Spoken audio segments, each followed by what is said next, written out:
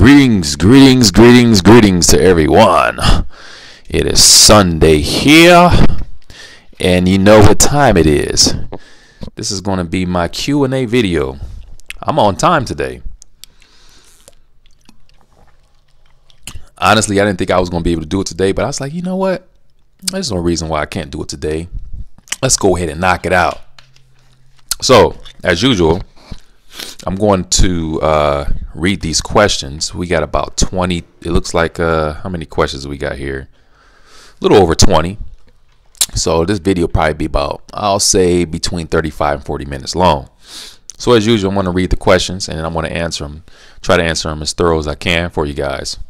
All right. So let's do it without further ado. All right. So we're going to start from the top. Let me see. All right. So S. Marie. Okay. I bought your FLR Spanish course. I love it and I'm coming along very well. Will you ever make one for kids? What will be your approach to teaching young children a new language? My daughters are 6 and 2 years old. What is your stance about learning a new language through music? Thanks for your question, S. Marie. This is actually a very similar question that I got in the previous Q&A video. Someone asked me how I would go about creating a course for children.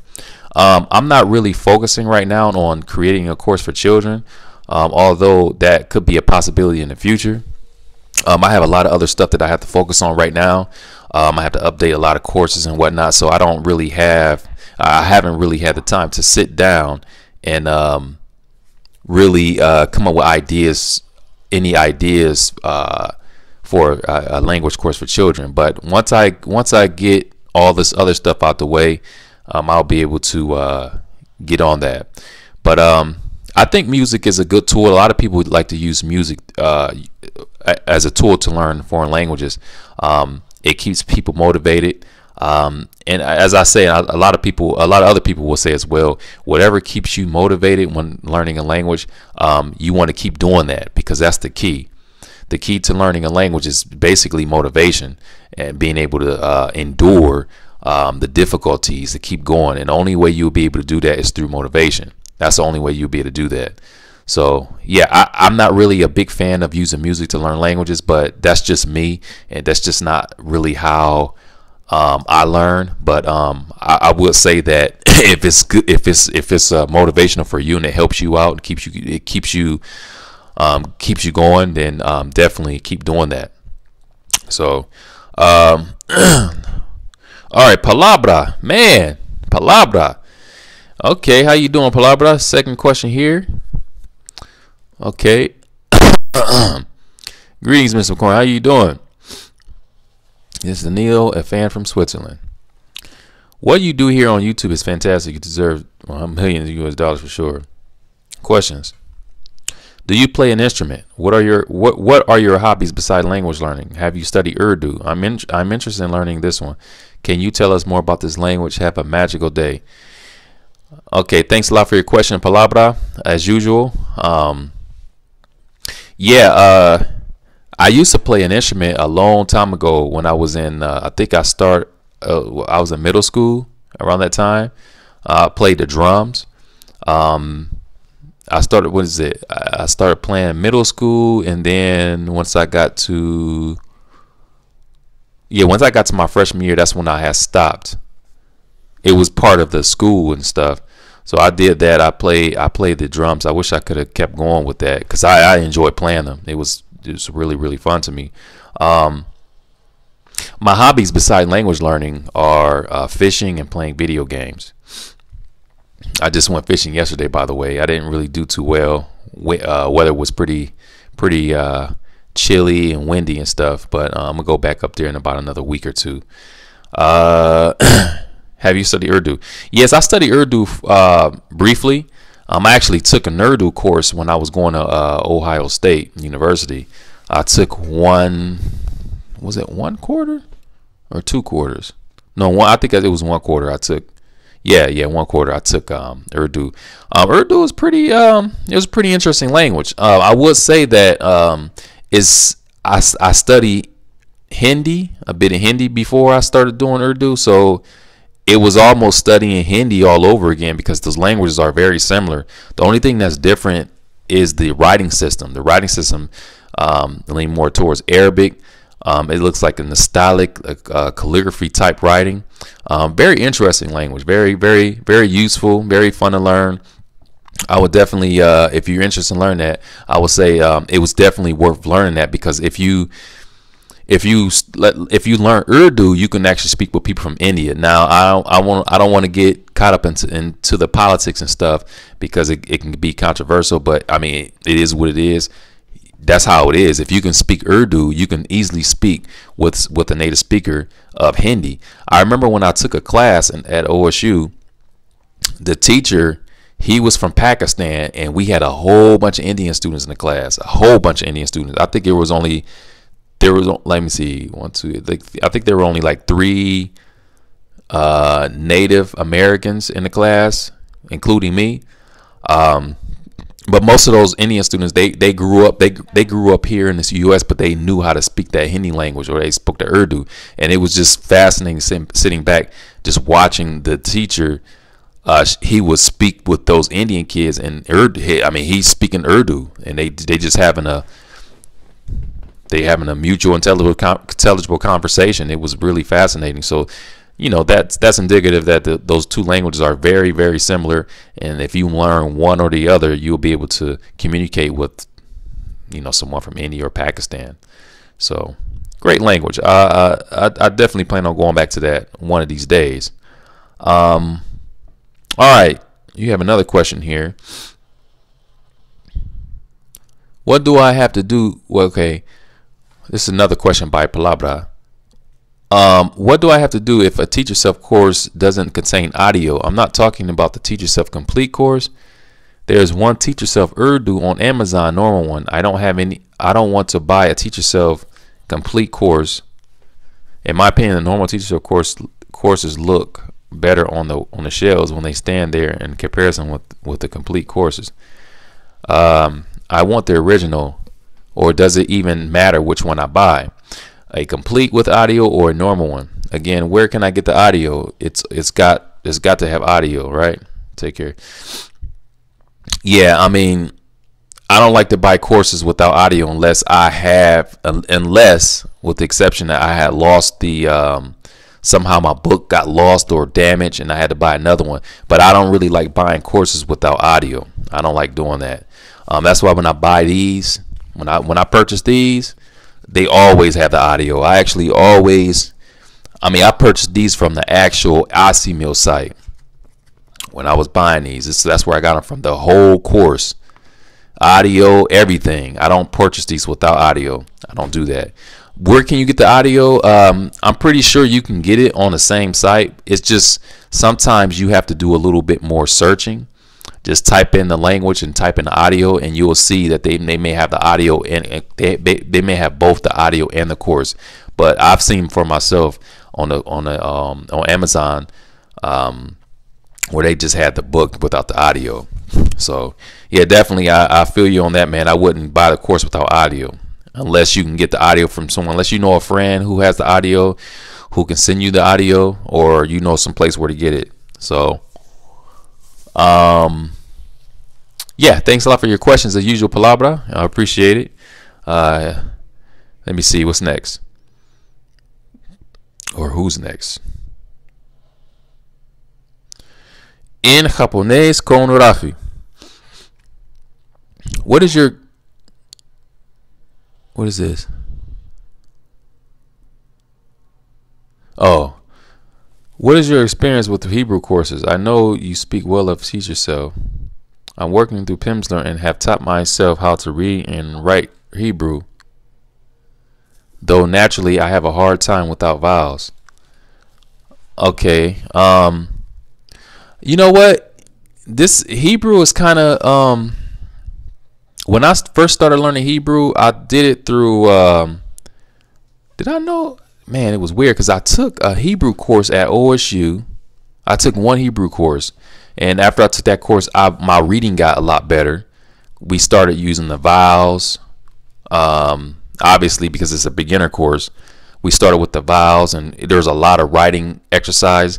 So for me, I used Teach Yourself as well, but I didn't use it a whole lot. In fact, I can't even remember. I think I used it up to like 5 chapters. And from my experience, it was a great course. It was good, but I didn't really use Teach Yourself initially. I got all my reading practice and stuff from that class I took at the Ohio State University. And then on top of my other methods as far as building sentences or whatnot. So I've only used Teach Yourself briefly for Hebrew. I can't think of any other courses that I had. I think there's an Asimil, but I've never used that for Hebrew. You know what? I'm gonna do a search on my channel real quick, because I think I had some other courses. Let me see something.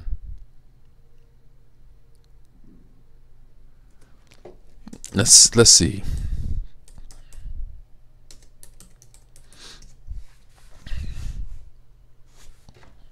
Wait, hold on. Hebrew resources.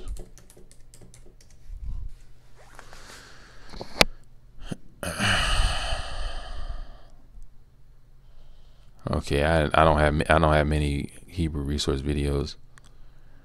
Okay, yeah. So I can't really say much about Hebrew. A lot of Hebrew courses, as I took the course initially at Ohio State. But Teach Yourself, I found Teach Yourself to be good. I'm pretty sure they have a colloquial and some other courses out there for that language.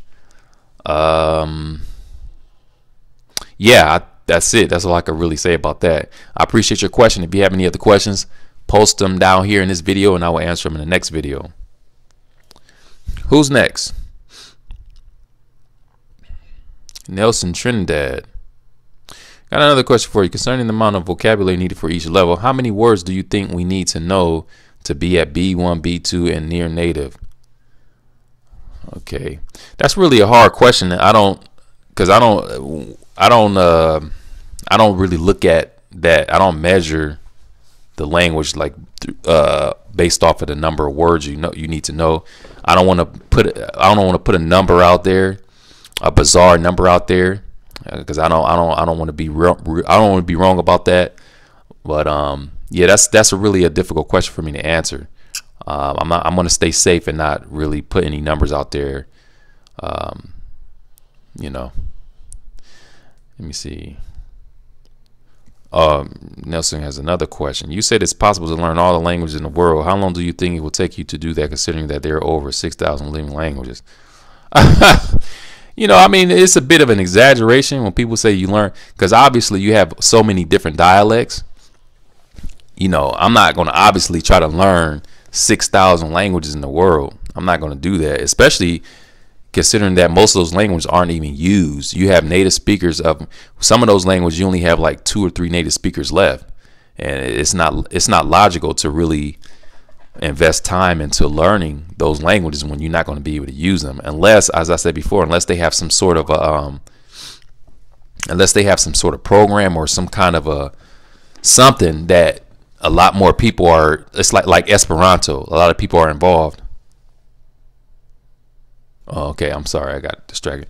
Unless a lot of people are involved in learning that language, you know. Other than that, I don't know. But 6,000, I don't think I'm gonna learn 6,000 languages in my lifetime. Now, if I do, it'll just be a couple words, phrases. But I'm not gonna go in like that, you know. So as I said before, those languages, the language I learned, they have to be languages that I'm able to at least practice. You know, I don't have to live in the country, but you know, it will be great if I can interact with someone just trying to practice whatever I know in that language. Thanks for your questions, Mr. Trinidad. Next question by Romes Denise.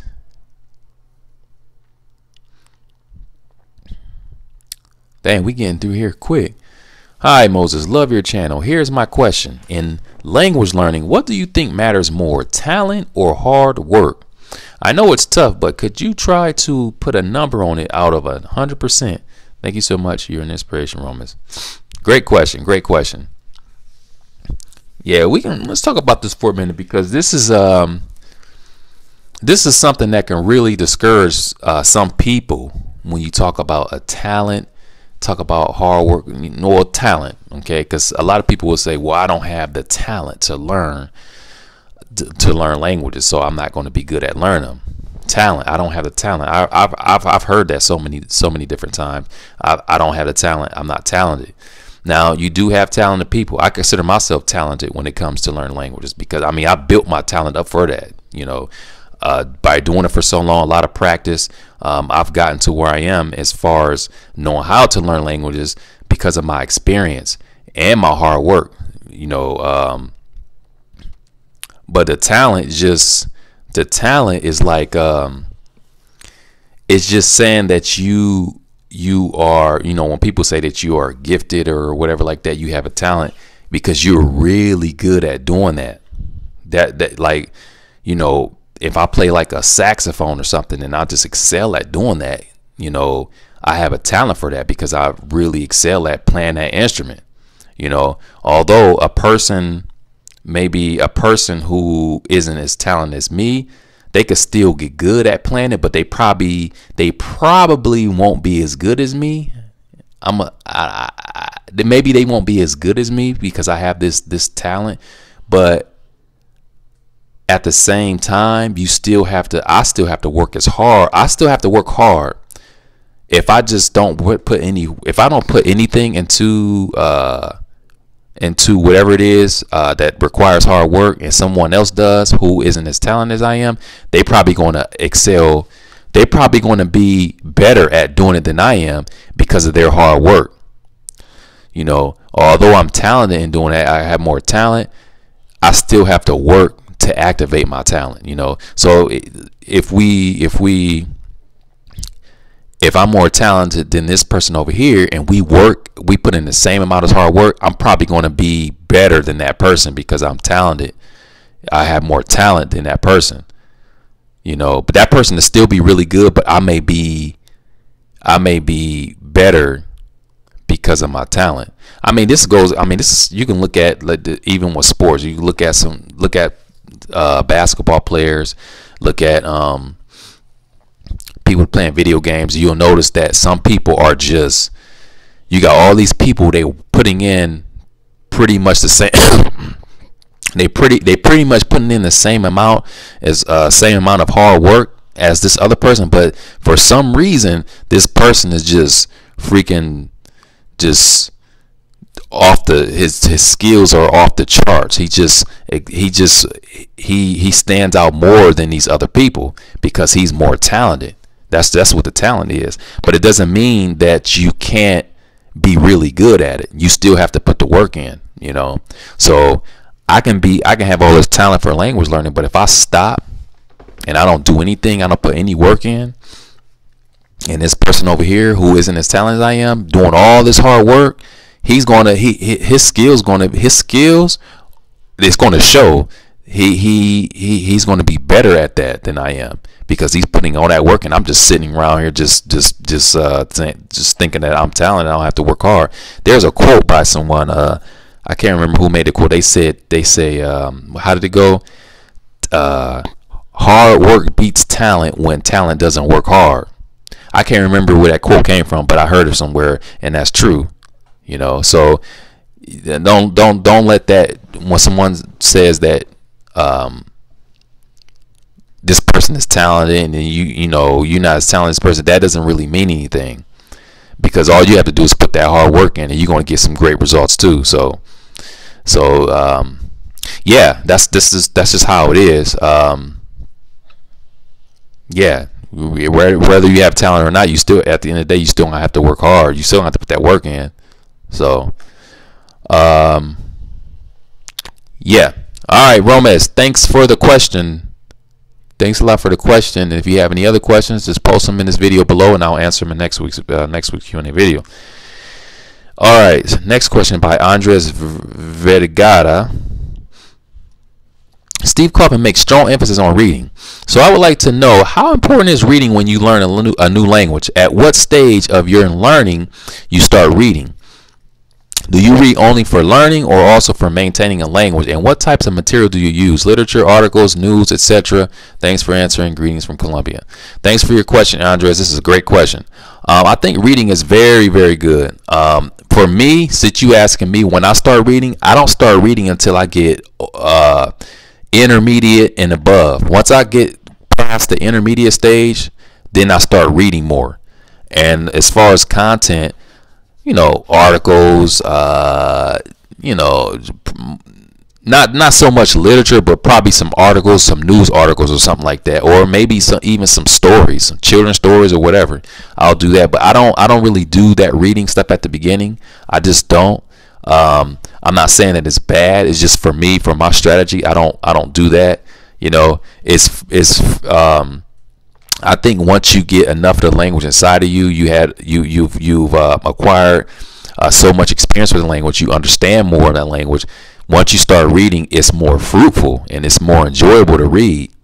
You know, whereas if I'm a beginner and I'm reading something, I mean, even if it has a translation, it's going to feel like not boring per se.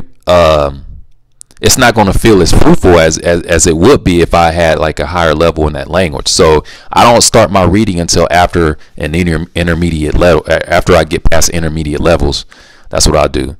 So yes, sir. And you know, like I always say, everybody's different. You know, you got some people who are beginners who like to start reading as a beginner. I mean, there's nothing wrong with that. If that's what it's always, look, it doesn't matter what you do. Okay, just because I don't do something, just because I don't do that, doesn't mean that it's bad and that you shouldn't do it. It's all about motivation. Whatever keeps you motivated, you have to keep doing that, because that's the key. That's the key. You have to keep doing that to maintain endurance. If you're not doing anything that's going to help you to stay motivated, you're done. You know, that's just the way it is. So everybody's methods aren't the same. So if you like to read and that keeps you motivated, keep reading. Just because I don't do it, I mean, I don't, you know, it's just, it doesn't mean that I look down on you or anything. That's just, hey, if that's your thing, that's what you like to do, hey, just keep doing it. But you know, I have my own things that I do to keep myself motivated. It's just that simple. So thanks a lot for your question, Andres. If you have any other questions, post them below and I will answer them in next week's video.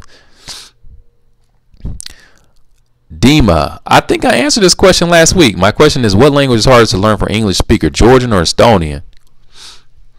Did you ask me this question last week? Well, they're both difficult languages. I think Georgian is more difficult than Estonian. In my experience, I would say Georgian is more difficult. I'm not sure exactly how many cases there are in Georgian, but I know the Georgian grammar is pretty damn difficult. It's ridiculous. They probably got the most irregular verbs, irregular system out of all languages in the world. That's how that language is ridiculous. They got, I mean, I had a grammar book. I think I still have it somewhere. I was going through it. It's crazy. Estonian has like 14 cases. But again, I'm just looking at grammar. But I think for some reason, I think Georgian is more difficult than Estonian. So I'm going to say Georgian. Very gentle.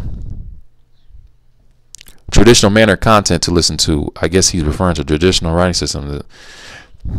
The listening part should be the same. Yeah, I guess it's a response. That person who was asking about traditional resources for Chinese, he's probably referring to the writing and not the listening, because obviously the writing, I mean, the spoken part is pretty much the same. You do have some different variations in accents, but for the most part, it's Chinese. It's still spoken Chinese, you know. So I think he's just referring to resources for the writing system, which is difficult, you know, considering the fact that simplified characters are more prominently used, you know, in China. China's that's a big country. So if you go to these stores or shop for Chinese resources, you're going to notice that they're heavily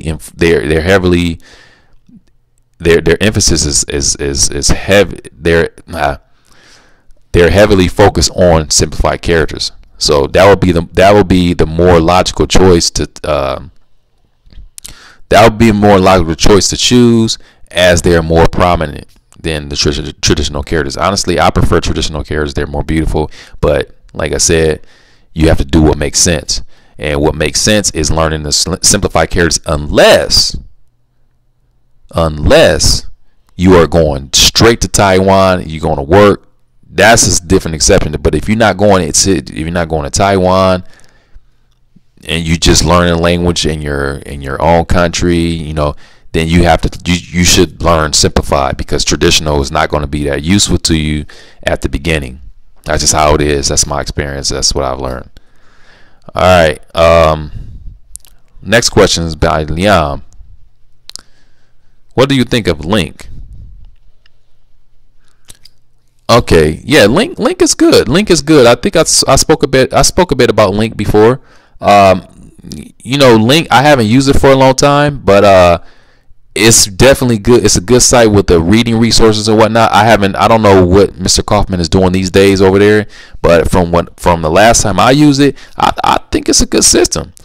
You know, but for me as a beginner, I wouldn't use it. For me, okay, don't get me wrong. For me, I'm not saying anybody else, but for me, I wouldn't use it. I'm not saying if I were you, I wouldn't use it. For me, I don't use that type of approach. Even like if you're not looking at that, you're just looking at regular reading. Like I don't do that as a beginner. You know, now what I do as a beginner is I like to write out dialogues. Now that's what I do. I listen and write out dialogues. But just reading, you know, for pleasure as a beginner, I don't do that.